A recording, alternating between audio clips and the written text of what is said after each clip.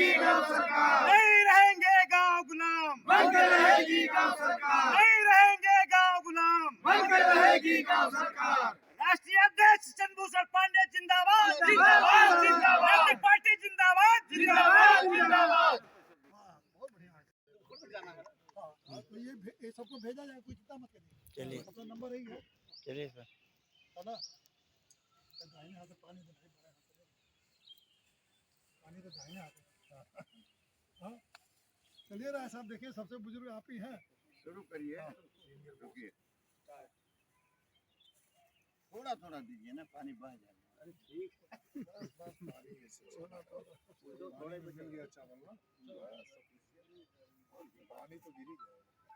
अन्न जल हो गया, यही संकल्प है, कुछ नहीं।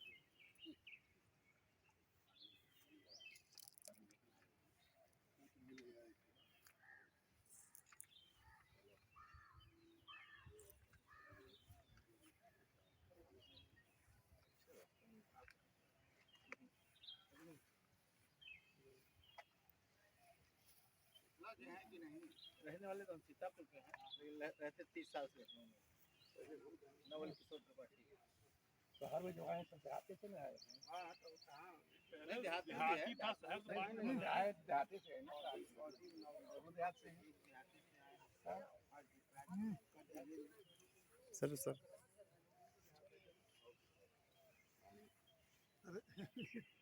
इधर को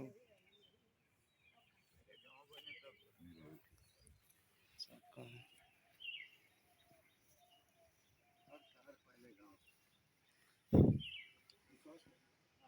हर पहले गाँव, पहले जंगल था, जंगल के बाद कबीले हुए, कबीले के बाद गांव हुए, गांव के बाद ये चलती है, कभी खत्म नहीं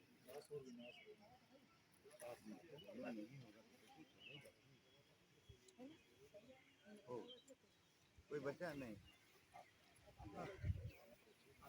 आप भी ले लें।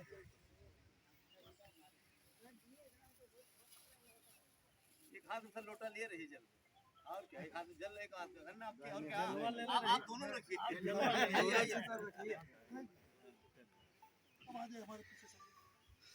सब लोग दूर दूर रहा, दूर दूर रहा, थोड़ा थोड़ा। इसको दो पार्ट में करिए, आ जाएगा थोड़ी सी और पीछे और पीछे चलिए। मैं चंद्रभूषण पांडे ग्राम सिरसिया अन्न जल को साक्षी मानकर यह संकल्प लेता हूँ कि यदि मोदी जी गांव सरकार लागू नहीं करते हैं तो 2024 में उनको होने वाले लोकसभा चुनाव में मैं उनको वोट नहीं दूंगा।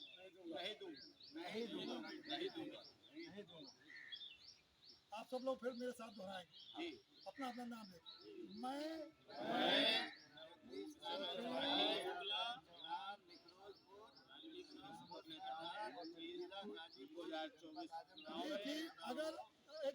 अगर यदि प्रधानमंत्री नरेंद्र मोदी जी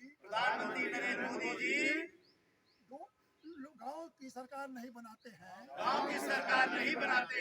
तो 2024 में लोकसभा का चुनाव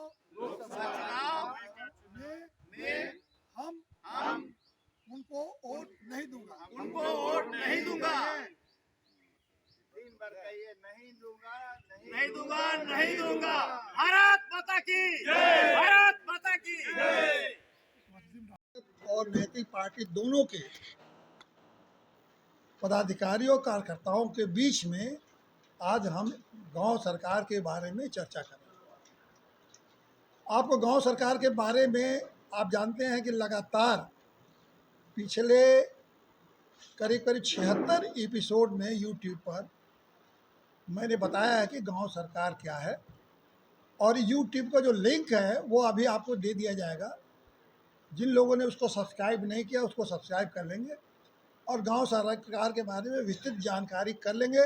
गांव सरकार के बारे में जो 76 एपिसोड में कहा गया वो मैं 5 मिनट में तो आपको समझा नहीं सकता, और 5 मिनट में इसलिए भी नहीं समझा सकता हूँ कि एक संवैधानिक व्यवस्था है, और भारत के संविधान को कम से कम जो मंत्री और मुख्यमंत्री बन गए उनको भारत का संविधान समझ में आता नहीं है, तो हम जनता से कैसे उम्मीद कर सकते हैं कि उनको समझ में आ जाएगा।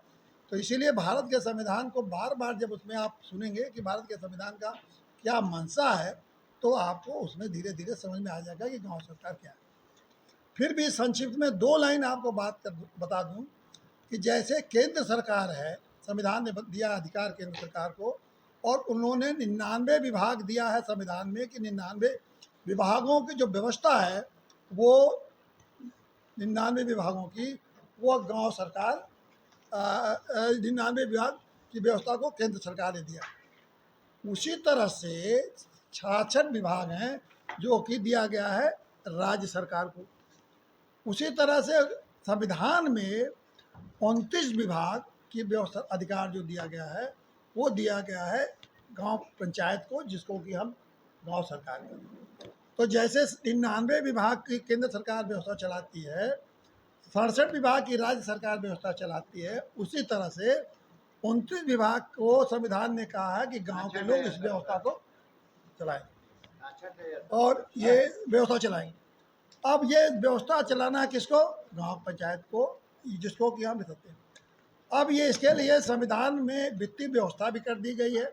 फाइनेंस कमीशन बना है कि जैसे केंद्र सरकार को पैसा मिलता है, जैसे राज्य सरकार को पैसा मिलता है, उसी तरह से गांव पंचायतों को भी फाइनेंस कमीशन पैसा देता है। तो पैसे की कमी नहीं है। ये बहुत बार सवाल उठता है कि गांव के पास पैसा कहाँ है। तो अधिकार मिल गया, पैसा मिल गया, लेकिन क्या नहीं मिला है वो ये है कि केंद्र सरकार को अपना व्यवस्था चलाने के लिए कानून बनाने का अधिकार है, अपनी व्यवस्था चलाने के लिए उनके पास अधिकारी कर्मचारी हैं। उसी तरह से राज्य सरकार के पास कानून बनाने का अधिकार है और उनके कर्मचारी हैं, लेकिन गांव के पास इस व्यवस्था को चलाने के लिए न तो कानून बनाने का अधिकार है और न उनके पास अपने कर्मचारी हैं जिसके माध्यम से वो गांव की व्यवस्था को चलाते हैं।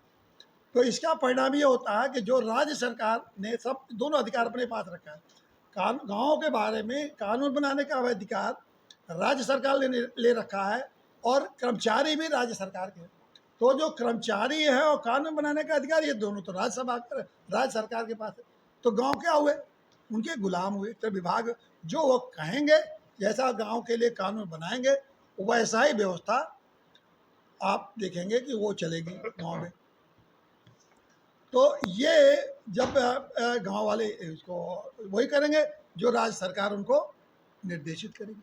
तो सबसे बड़ी ये दिक्कत है कि और उत्तर प्रदेश के गांव के प्रत्येक व्यक्ति की अपने गांव सभा में विधायक जैसी हैसियत होगी, ग्राम पंचायत के सदस्य की मंत्री जैसी हैसियत होगी, ग्राम पंचायत के प्रधान की मुख्यमंत्री जैसी हैसियत होगी।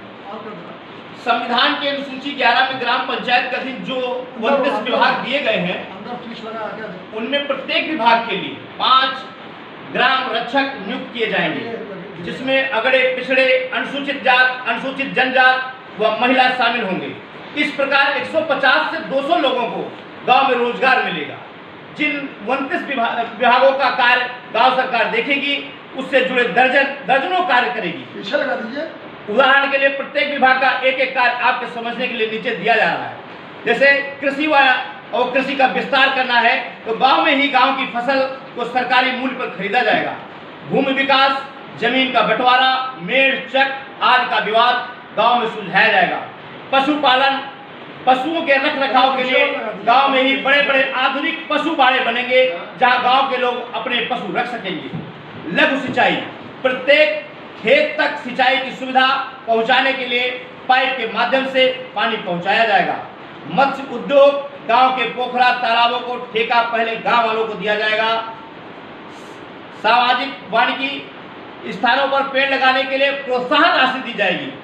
लघु वन उपज, प्रत्येक गांव में एक औषधि वन बनेगा, वहां जड़ी बूटी व औषध वाले पौधे लगाए जाएंगे। लघु उद्योग, लोहार, बढ़ई, दर्जी जो अपना छोटा व्यवसाय कर रहे हैं, उनके लिए सहायता व दुकान दिया जाएगा। खादी, ग्राम उद्योग व कुटीर उद्योग, प्रत्येक घर में एक एक कुटीर उद्योग लगाने व उसके उत्पादन के विक्रय की व्यवस्था की जाएगी। ग्रामीण आवास, बिजली व शौचालय की सुविधा से आवास बनाकर दिया जाएगा। घर घर पेयजल के बारे में घर घर तक नल के माध्यम से शुद्ध पेयजल पानी का सुविधा उपलब्ध कराया जाएगा। ईंधन चारा, गांव में ही गैस सिलेंडर उचित मूल्य पर उपलब्ध कराया जाएगा। सड़कें और वह पुलिया, गांव में सभी सड़कों व पुलियों का रख रखाव निरंतर होगा ताकि यातायात में कोई बाधा न हो। ग्रामीण विद्युतीकरण, गांव बिजली विभाग में से एक कनेक्शन होगा और प्रत्येक घर को स्वयं कनेक्शन देने, लाइन खींचने व मीटर लगाने की व्यवस्था करेगा। अपारंपरिक ऊर्जा, पूरे गांव में रास्ते पर मुफ्त में सोलर लैंप उपलब्ध होगा। गरीबी उन्मूलन, मुफ्त व्यवसायिक प्रशिक्षण दिलाकर रोजगार व व्यवसाय के लिए साधन उपलब्ध कराया जाएगा। शिक्षा, गांव में पढ़े लिखे योग्य व्यक्तियों को अध्यापन का प्रशिक्षण दिलाकर गांव के स्कूलों में ही नियुक्त किया जाएगा और उच्च स्तरीय शिक्षा दिलाई